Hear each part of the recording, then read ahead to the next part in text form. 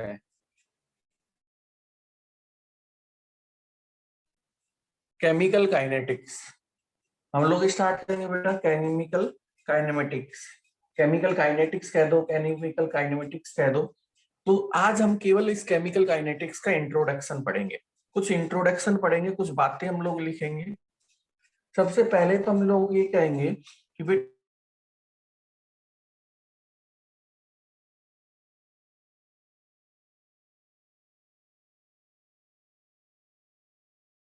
वेद से आया हुआ है, एक ग्रीक वर्ड है और इस ग्रीक वर्ड का मतलब होता है स्पीड। स्पीड तो बेटा सबसे पहले यहीं से स्टार्ट करेंगे कि जो काइनेटिक है वो काइनेटिक एक ग्रीक वर्ड है और जिसका मतलब होता है स्पीड। स्पीड अब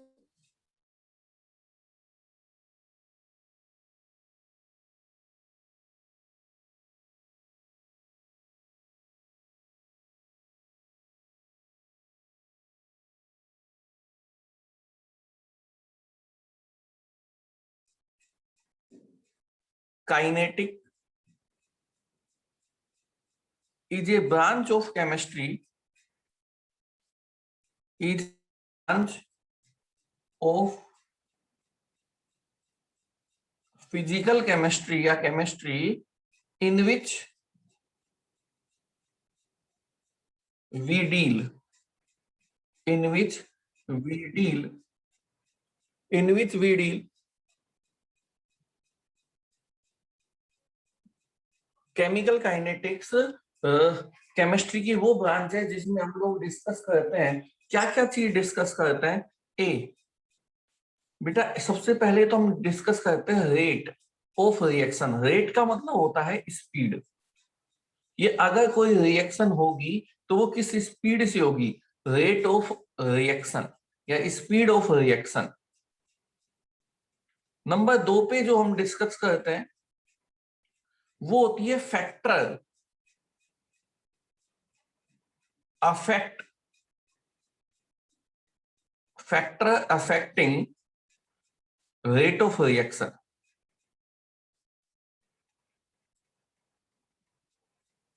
और तीसरे जो बात हम लोग पढ़ेंगे वो होती है mechanism of reaction. Mechanism of reaction ये अब हमको ये पढ़ना है, कोई रिएक्शन होती है तो वो किस स्पीड से होती है, कौन कौन से फैक्टर हैं जो उस स्पीड को इफेक्ट करेंगे और मैकेनिज्म क्या होती है। अगर मैं इसको समझना चाहूं तो मैं इसको कुछ ऐसे समझ सकता हूं, अगर मैं इसको थोड़ा सा समझना चाहूं तो मैं ऐसे समझ सकता हूं। कैसे बात करें हम, कुछ इसको ऐसे समझेंगे बच्चों कि मान लो एक स्टूडेंट है, मान लो एक स्टूडेंट है, अपनी क्लास का किसी एक बच्चे को ले लेते हैं। मान लो अपनी क्लास का एक बच्चा है जितेश, सब जानते हैं एक बच्चा है जितेश। अब मेरी बात को समझना, जितेश है आरपीएस रेवाड़ी में और एक अपना ब्रांच है आरपीएस धारूहेड़ा। और आरपीएस रेवाड़ी से आरपीएस धारूहेड़ा की डिस्टेंस है 16 किलोमीटर। ठीक है। अब जितेश से बोला बेटा यहां से दौड़ना है और यहां पहुंचना है। Day first, day first, first day क्या हुआ? जितेश सुबह 5 बजे उठा और दौड़ लगाना स्टार्ट किया और वो लगभग लगभग लगभग लगभग 2 घंटे में वो आरपीएस रेवाड़ी से आरपीएस धारूहेड़ा पहुंच गया। तो मुझे ये बताओ उसकी स्पीड क्या रही होगी? बोले सर उसकी स्पीड रही होगी 8 किलोमीटर पर आवर। ये रही होगी कि नहीं रही होगी? डे सेकंड वही जितेश है, लेकिन अब मैंने क्या किया, उसको दोपहर में 12 बजे, दोपहर में जब धूप होती है 12 बजे, फिर इसको रेवाड़ी से भगाया और बोला कहां पहुंच जा? बोला बेटा आरपीएस धारूहेड़ा पहुंच जा। जब उसको दोपहर में 12 बजे पहुंचा भगाया तो वो पहुंचा 4 घंटे में। मतलब स्पीड क्या हो गई, स्पीड हो गई 4 किलोमीटर पर आवर। देखो डिस्टेंस सेम है दोनों दिन, भागने वाला कैंडिडेट सेम है दोनों दिन, लेकिन दोनों दिन इसकी स्पीड अलग अलग क्यों है? क्योंकि एक फैक्टर है, जिस फैक्टर से स्पीड फर्क हो रहा है वो फैक्टर है टेम्परेचर का। सुबह सुबह टेम्परेचर कम होता है, स्पीड से दौड़ गया, 2 घंटे में पहुंच गया। 12-1 बजे टेम्परेचर बहुत ज्यादा होता है, स्पीड से नहीं दौड़ पाया। तो क्या ये फैक्टर, ये टेम्परेचर जितेश की स्पीड को इफेक्ट कर रहा है कि नहीं पड़ रहा? बात समझ में आई तो एक बार थंब का इंप्रेशन दे। क्या ये एक फैक्टर टेम्परेचर जो है वो जितेश की स्पीड को इफेक्ट कर रहा है या नहीं कर रहा? तो हम लोग क्या पढ़ेंगे, हम लोग पढ़ेंगे कि जितेश भागेगा, जितेश यहां से यहां तक भागेगा तो किस स्पीड से भागेगा, उसकी स्पीड पढ़नी है। दूसरा, कौन कौन से फैक्टर हैं जो उसकी स्पीड को इफेक्ट करेंगे। तीसरा, वो किस रास्ते से भागेगा, the way of Jitesh, the way of Jitesh, वो किस रास्ते से, रास्ते तो बहुत होंगे, रेवाड़ी से धारबेड़ा आने के कई रास्ते हैं, तो वो किस रास्ते से आएगा। ओल्ड राव के अंदर के सामने से कट से आएगा कि वो भिवाड़ी के अंदर से आरपीएस धारबेड़ा पहुंचेगा, वो किस रास्ते से, जिस रास्ते से वो भागेगा उसको ही बोला जाता है mechanism. The way of reaction is occur is known as mechanism. तो हम लोग ये भी पढ़ेंगे कि जितेश किस स्पीड से भागेगा, कौन कौन से फैक्टर हैं जो जितेश की स्पीड बढ़ा देंगे और कौन से फैक्टर हैं जो जितेश की स्पीड कम कर देंगे, और जितेश अगर भागेगा तो किस रास्ते से जाएगा। That is known as chemical kinetics. Chemical kinetics क्या है? Chemical kinetics, chemical kinetics is branch of science, chemical kinetics is the branch of chemistry in which we deal the rate of reaction, factor affecting the rate of reaction and mechanism of the reaction। जिसमें हम लोग ये पढ़ते हैं, इसको ही बोलते हैं chemical kinetics. Number 3, chemical kinetics और थर्मोडायनेमिक्स का कंपेयर करते हैं। केमिकल काइनेटिक्स और थर्मोडायनेमिक्स का कंपेयर किया जाए तो बेसिक से +1 में थर्मो पढ़ी होगी, तो मैं लिख सकता हूं chemical kinetic, chemical kinetics is better than thermodynamics, better than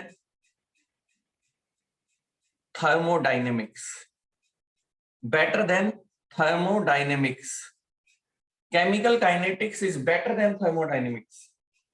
chemical kinetics जो है वो थर्मोडायनेमिक्स से बेटर है। रीजन अब सुनो, why the chemical kinetics is better than thermodynamics.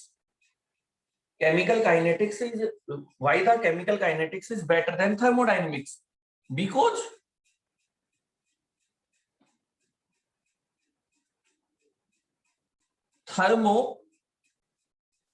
thermodynamics just give only information about reaction is spontaneous और non spontaneous. पढ़ा होगा आप लोगों ने कि एक होता है डेल जी, क्या पढ़ा होगा, डेल जी। अगर डेल जी की वैल्यू नेगेटिव है तो रिएक्शन, ये थर्मोडायनेमिक्स बताती है, रिएक्शन क्या होगी, स्पॉन्टेनियस होगी। और अगर डेल जी की वैल्यू पॉजिटिव है तो रिएक्शन कैसी होगी, नॉन स्पॉन्टेनियस होगी। दैट मींस वो केवल ये बताता है कि रिएक्शन होगी या नहीं होगी। अगर डेल जी नेगेटिव है तो रिएक्शन स्पॉन्टेनियस, और डेल जी पॉजिटिव है तो रिएक्शन नॉन स्पॉन्टेनियस। लेकिन ये तो बता दिया रिएक्शन होगी या नहीं होगी, It give information about reaction is spontaneous or non-spontaneous, but does not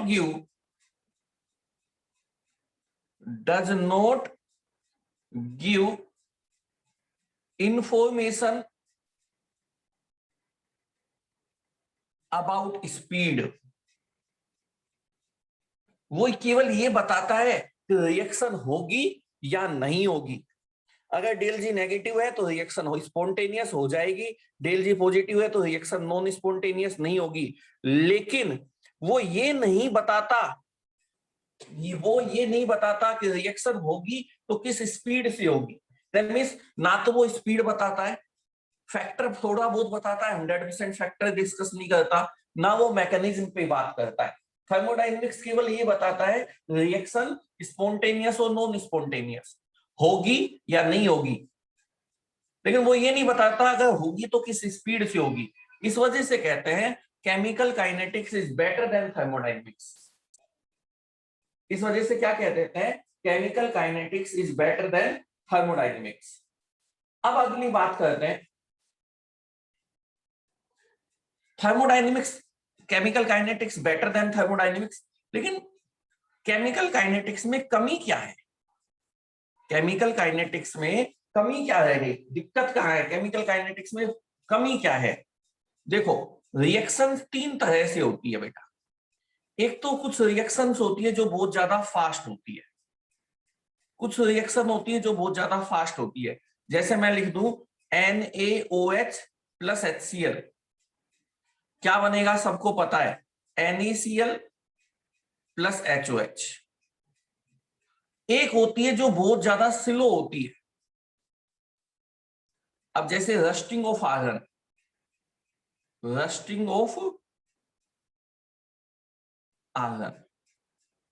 कुछ रिएक्शंस वो होती हैं जो बहुत स्पीड से होंगी, कुछ रिएक्शंस वो होती हैं जो बहुत स्लो होती हैं। केमिकल काइनेटिक्स इन दोनों पर डील नहीं करता, does not deal on such kind of reaction, does not deal on such kind of reaction. वो रिएक्शन जो बहुत ज्यादा फास्ट होती है या बहुत ज्यादा स्लो होती है, उस पर केमिकल काइनेटिक्स अप्लाई नहीं होगा। केमिकल काइनेटिक्स केवल उन्हीं रिएक्शंस पे अप्लाई होता है जो मॉडरेट स्पीड से होती है। मॉडरेट स्पीड, कौन सी स्पीड से? मॉडरेट। मॉडरेट का मतलब होता है बेटा जो ना तो बहुत ज्यादा फास्ट हो और ना बहुत ज्यादा स्लो हो, मॉडरेट स्पीड। मॉडरेट स्पीड का मतलब होता है ना तो बहुत ज्यादा फास्ट और ना ही बहुत ज्यादा slow. Know very fast and know very slow, जो ना तो बहुत ज्यादा फास्ट हो ना बहुत ज्यादा स्लो हो। Chemical kinetics deal such kind of reaction, deal only such kind of reaction,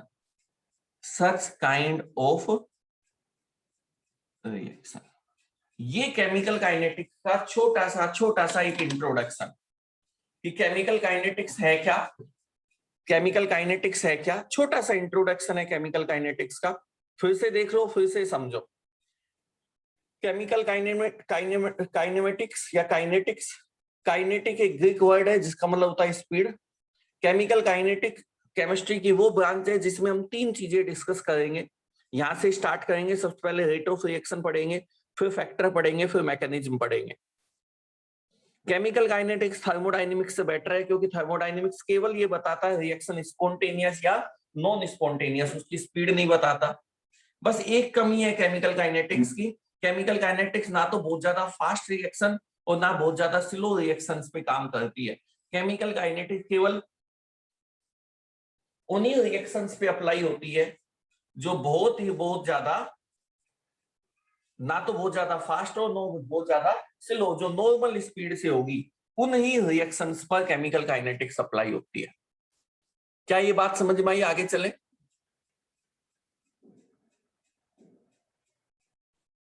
लक्ष्य जी ये बात समझ में आई?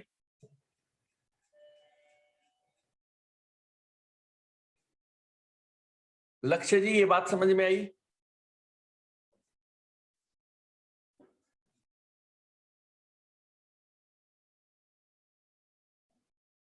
लक्ष्य जांगड़ा आवाज आ रही है आपके पास?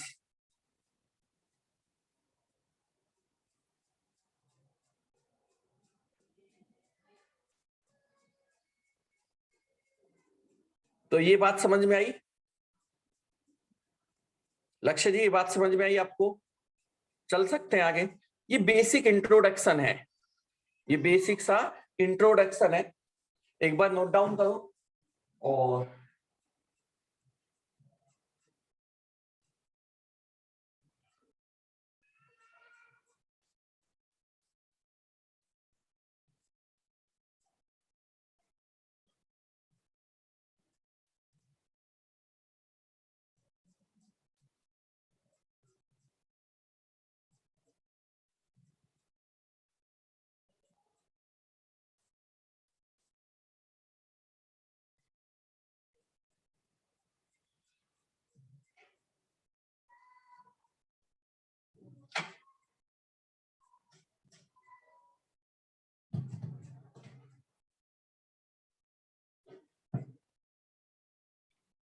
चलें बेटा आगे, आगे चलते हैं,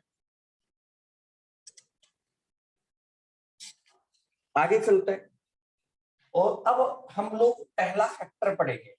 अब हम लोग पहला फैक्टर पढ़ेंगे, मतलब जो केमिकल काइनेटिक्स में हम 3 टॉपिक डिस्कस करेंगे, rate of reactions, factor affecting the rate of reaction और मैकेनिज्म। तो उसका पहला फैक्टर स्टार्ट करेंगे जिसको हम लोग कहते हैं रेट ऑफ रिएक्शन। अब रेट ऑफ रिएक्शन को समझने के लिए पहले एक बार हल्का सा कुछ देख लो मेरे साथ, फिर मैं अपनी केमिस्ट्री की लैंग्वेज में आऊंगा कि अब जो हम सबसे पहले टॉपिक स्टार्ट कर रहे हैं वो है रेट ऑफ रिएक्शन। सबसे पहला टॉपिक जो स्टार्ट हो रहा है वो है रेट ऑफ रिएक्शन।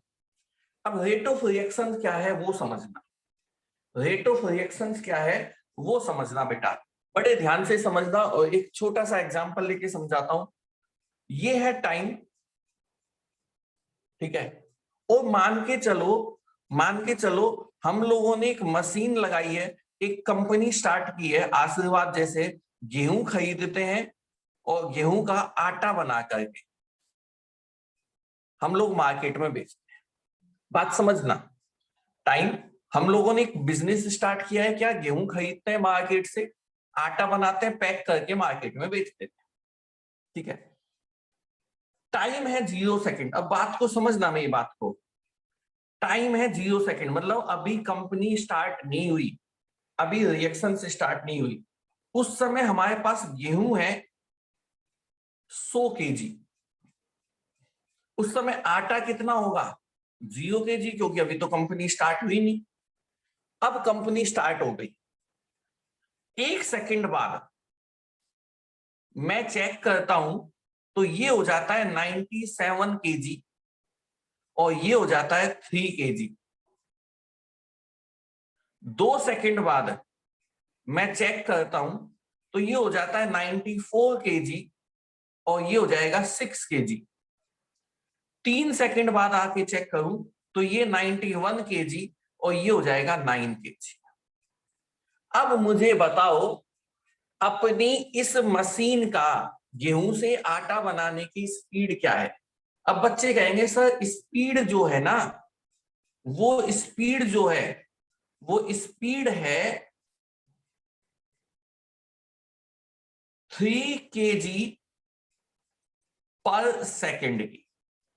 बात ठीक है, जो स्पीड जो है वो कितना है 3 kg पर सेकेंड। अब ये कैसे पता लगा 3 kg पर सेकेंड, 3 kg पर सेकेंड कैसे पता लगा?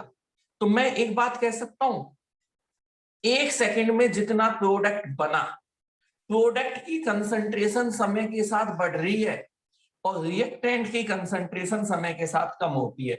मैं यही समझाना चाह रहा था, किसी भी रिएक्शन में 1 यूनिट समय में, 1 यूनिट टाइम में जितना रिएक्टेंट कम हो जाए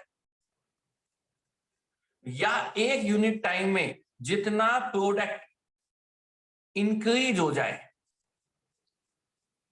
एक यूनिट समय में जितना रिएक्टेंट कम हो जाए या जितना प्रोडक्ट बढ़ जाए, उसी को साइंस की भाषा में कहते हैं स्पीड या रेट ऑफ रिएक्शन। स्पीड या रेट ऑफ रिएक्शन, बात समझ में आई? स्पीड किसे कहेंगे? क्योंकि रिएक्शन में दो चीजें होंगी, रिएक्टेंट और प्रोडक्ट। चाहे स्पीड प्रोडक्ट के हिसाब से निकाल लो, चाहे स्पीड रिएक्टेंट के हिसाब से निकाल लो। तो अगर स्पीड को रिएक्टेंट के हिसाब से निकाला जाए, अगर स्पीड को रिएक्टेंट के हिसाब से निकाला जाए तो the rate of the concentration of reactant which is decrease in a unit time, और प्रोडक्ट के हिसाब से निकाला जाए तो the concentration of product which is increase in a unit time, उसको ही कहते हैं रेट ऑफ रिएक्शन। क्या ये बात समझ में आई? अब मैं केमिस्ट्री की भाषा में बात करें, क्या ये बात समझ में आ गई? ठीक है।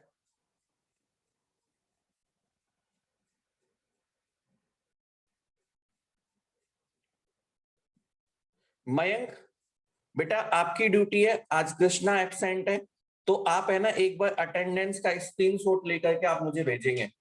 मयंक आपका काम है अटेंडेंस का स्क्रीनशॉट लेकर के आप मुझे व्हाट्सएप करोगे। आज कृष्णा छुट्टी पे बेटा, उसका फोन आया था। ठीक है, चलते हैं। अब हम बात करते हैं रेट ऑफ रिएक्शन, आज का दूसरा टॉपिक। अब हम टॉपिक उठाते हैं बेटा rate of reaction. Rate of reaction, अब रेट ऑफ रिएक्शन को मैं दो हिसाब से लेके चलूंगा, एक तो मैं प्रोडक्ट के हिसाब से लेके चलूंगा और एक मैं लेके चलूंगा रिएक्टेंट के हिसाब से।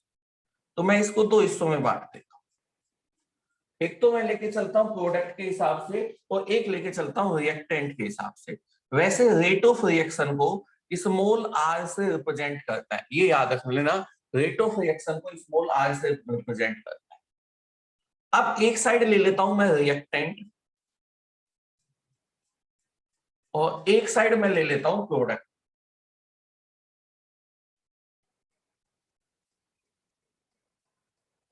ठीक है, रिएक्टेंट कन्वर्ट इनटू प्रोडक्ट, यही तो होगा कि रिएक्टेंट कन्वर्ट होता होगा प्रोडक्ट में। समय के साथ रिएक्टेंट कम होता है और प्रोडक्ट बढ़ता है। क्या बात, thank you Mayank ji, thank you. तो रिएक्टेंट के हिसाब से लिखें तो रिएक्टेंट के हिसाब से मैं लिख सकता हूं नंबर फर्स्ट क्या लिख सकता हूं, the concentration of reactant, concentration of reactant, ध्यान से देखना चैप्टर स्टार्ट हो रहा है, concentration of reactant which is decrease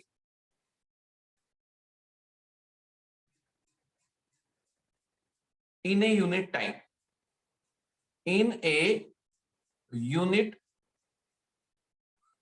time, एक यूनिट समय में रिएक्टेंट की कंसंट्रेशन जितनी कम हो जाए, एक यूनिट समय में रिएक्टेंट की कंसंट्रेशन जितनी कम हो जाए उसको ही बोलते हैं हम क्या, rate of reaction. The concentration of reactant which is decrease in a unit time, the concentration of reactant which is decrease in a unit time. अब इसको थोड़ा सा आगे चलो तो मैं इसको ऐसे लिख सकता हूं, मान लो ये था टाइम, ये है रिएक्टेंट और बच्चों ये है प्रोडक्ट, यही होगा कि नहीं होगा? टाइम है T1, T1 पर रिएक्टेंट की कंसंट्रेशन है R1। अभी तो हम लोग प्रोडक्ट को रहने देते हैं क्योंकि अभी रिएक्टेंट, और टाइम हो गया T2 तो रिएक्टेंट की कंसंट्रेशन हो गई R2। अब मुझे ये बताओ R1 ज्यादा होगी या R2 ज्यादा होगी? समय के साथ रिएक्टेंट की कंसंट्रेशन कम होती है तो R2 कम होगी और R1 ज्यादा होगी, हाँ या ना? तो यहां पर आपको याद रखने वाली बात है कि जब मैं डेल R निकालूंगा, change in concentration of reactant, वो निकलेगा R2 माइनस R1, और चेंज इन टाइम वो निकलेगा T2 माइनस T1,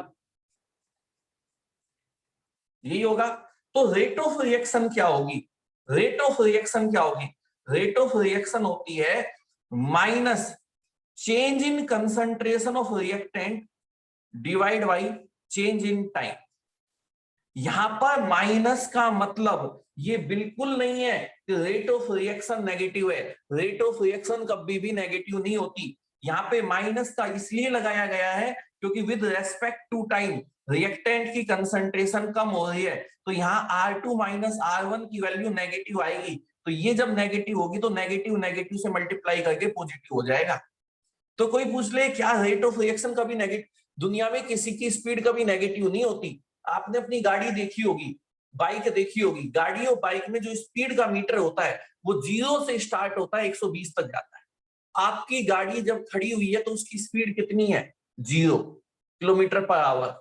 स्पीड 0 हो सकती है, नेगेटिव नहीं हो सकती, ये बात याद रखना।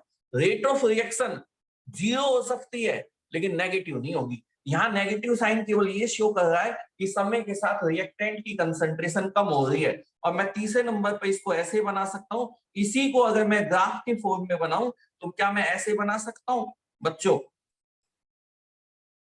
यहाँ पे ले लू कंसंट्रेशन ऑफ रिएक्टेंट और यहाँ पर ले लू टाइम, और with respect to time reactant की कंसंट्रेशन समय के साथ कम होगी। होगी या नहीं होगी? इस पॉइंट को दे दूं मैं T1, इस पॉइंट को दे दूं T2। T2 पर जो कंसंट्रेशन है दैट इज R2, और T1 पर जो कंसंट्रेशन है, और T1 पर जो कंसंट्रेशन है इसको कह दे R1। तो rate of reaction equal to minus del R upon del T। बड़े ध्यान से देखो,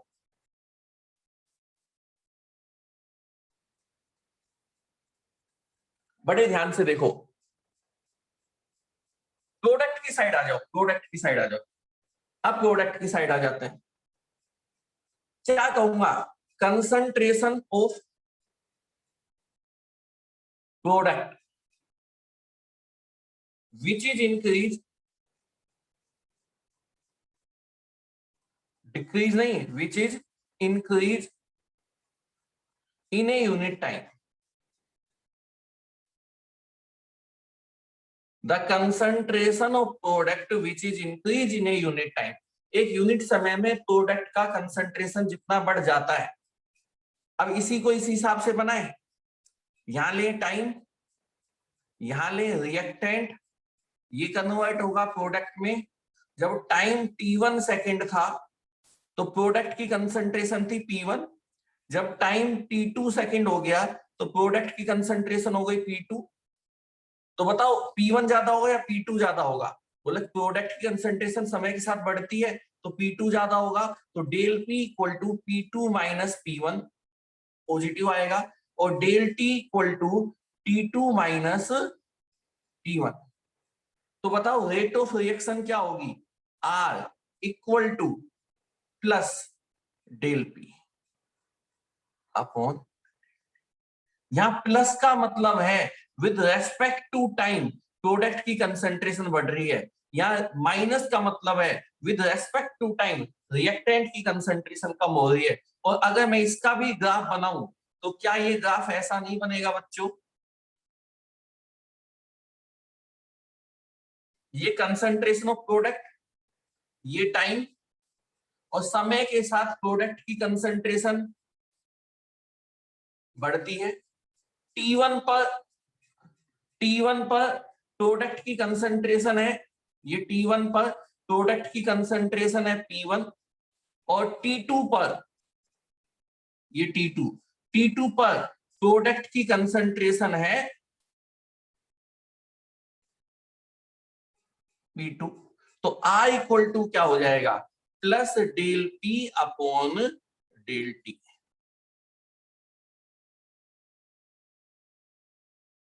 del P upon del T।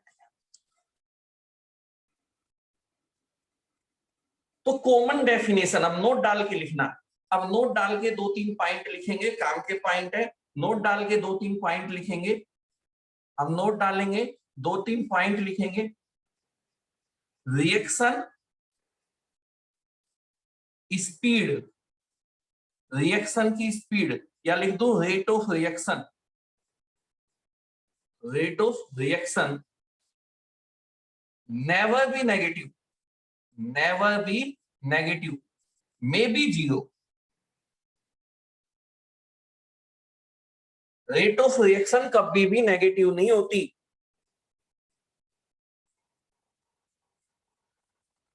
हाँ, बोले हम कंसंट्रेशन की जगह नंबर ऑफ मोल ले सकते हैं, ले सकते हैं बेटा, लेकिन इस नंबर ऑफ मोल, मोल पर लीटर पर सेकंड, वो स्पीड निकालनी है, तो स्पीड को तो हमको कंसंट्रेशन लेंगे, मोल पर लीटर लेके चलेंगे, क्योंकि रिएक्शन सॉल्यूशन में होगी, तो मोल ना लेकर के हम मोल पर लीटर कंसंट्रेशन की टर्म नहीं लेके चलेंगे। Reaction speed never be negative, reaction की स्पीड कभी भी नेगेटिव नहीं होती, जीरो हो सकती है। तो फिर यहाँ नेगेटिव साइन क्यों लगाया हुआ है, फिर यहाँ पर नेगेटिव साइन क्यों लगाया हुआ है, फिर यहाँ पर ये नेगेटिव साइन क्यों लगाया है, क्योंकि ये नेगेटिव साइन शो कर रहा है कि समय के साथ रिएक्टेंट की कंसंट्रेशन कम होती है, और ये पॉजिटिव साइन शो कर रहा है कि समय के साथ प्रोडक्ट की कंसंट्रेशन बढ़ती है। अब जर्नल टर्म में बात करें, जर्नल टर्म में बात करें तो मैं एक लाइन में भी दे सकता हूं definition, change in concentration with respect to time, change in, अब मैंने चेंज वर्ड बोला है, यहां पे मैंने डिक्रीज बोला था, इस केस में इंक्रीज, अब मैंने बोल दिया change in concentration in a unit time, change in concentration in a unit time, और मैं लिख दूं R equal to plus minus del X, concentration of X divide by del T, ये जर्नल फॉर्मूला। अब एक्स का मैंने नहीं बोला रिएक्टेंट है प्रोडक्ट है, अगर ये रिएक्टेंट है तो माइनस ले लो, प्रोडक्ट है तो प्लस ले लो। चेंज इन, मैंने यहाँ पे ना इंक्रीज बोला ना डिक्रीज बोला, तो change in concentration in unit time, reactant है तो डिक्रीज हो जाएगी, प्रोडक्ट है तो इंक्रीज हो जाएगी। तो change in concentration in unit time R equal to plus minus del X upon del T, और रेट ऑफ रिएक्शन की यूनिट वो होगी, भैया सिंपल है, कंसंट्रेशन की यूनिट क्या होती है, मोल पर लीटर, लीटर इनवर्स, मोल पर लीटर पर सेकंड, तो ये सेकंड इनवर्स, मोल पर लीटर पर, मोल पर लीटर पर सेकंड, ये है रेट ऑफ रिएक्शन की डेफिनेशन। क्या बात समझ में आई, नोट करो, ध्यान से देखो, रेट ऑफ रिएक्शंस रिप्रेजेंट करते हैं स्मॉल r से, रिएक्टेंट कन्वर्ट होता है प्रोडक्ट में, according to reactant the concentration of reactant which is decrease in a unit time, the concentration of reactant which is decrease in a unit time, R equal to minus del R upon del T, the concentration of product which is increase in unit time, R equal to plus del P upon del T, T1 पर R1, T2 पे R2, T1 पर P1, T2 पर P2, speed, reaction की speed कभी भी negative नहीं होती, वो कम से कम जीरो हो सकती है, और अगर कॉमन डेफिनेशन बनाए तो change in concentration per unit time, अब वो रिएक्टेंट होगा तो डिक्रीज और प्रोडक्ट होगा तो इंक्रीज, और रेट ऑफ रिएक्शन की यूनिट होती है mole litre inverse second inverse. Note down करो rate of reaction,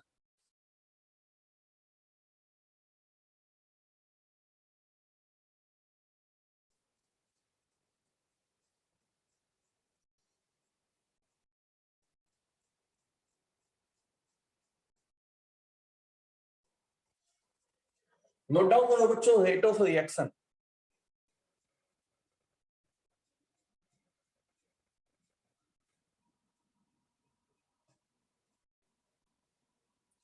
note down हुआ, समझ में आया, अगर बात समझ में आई तो एक बार थंब का इंप्रेशन दो, ये बेसिक सा रेट ऑफ रिएक्शन की बेसिक सी डेफिनेशंस थी, क्लियर है, मैं आपको भेजूंगा अभी पीडीएफ बना करके, तो एक बार घर पे पढ़ना, समझ में आएगा, बहुत आसान सा चैप्टर है, बहुत आसान आसान सी बातें। अब बात करते हैं type of rate of reactions. अब type of rate of reactions की बात करते हैं। अब type of rate of reactions की बात करते हैं तो पहले कुछ समझ लेते हैं type of rate of reactions कितने तरह की होती है। अब हम लोग वापस से वही एग्जांपल उठाते हैं जितेश का, वापस से वही एग्जांपल उठाते हैं हम लोग जितेश पर बात करते हैं और फिर आगे चलते हैं।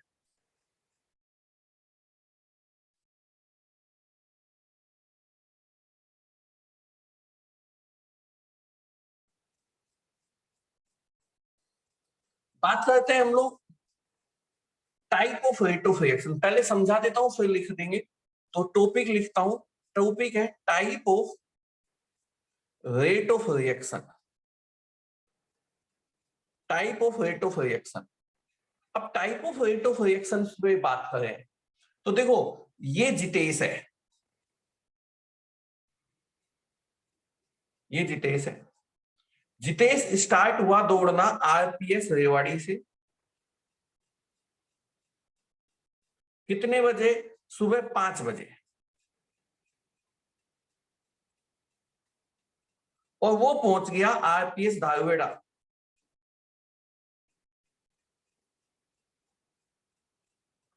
सुबह 7 बजे। यहां से यहां तक की डिस्टेंस थी 16 किलोमीटर। तो बताओ स्पीड क्या रही? 8 किलोमीटर पर आवर। क्या जितेश 8 किलोमीटर की स्पीड से दौड़ा क्या? हो सकता है कहीं भीड़ होगी तो वहां थोड़ा इसकी स्पीड 2 किलोमीटर 3 किलोमीटर रही हो, कहीं हाईवे मिला हो, खुला रोड हो, तो हो सकता है स्पीड 8 की जगह 12 हो। तो ये आपने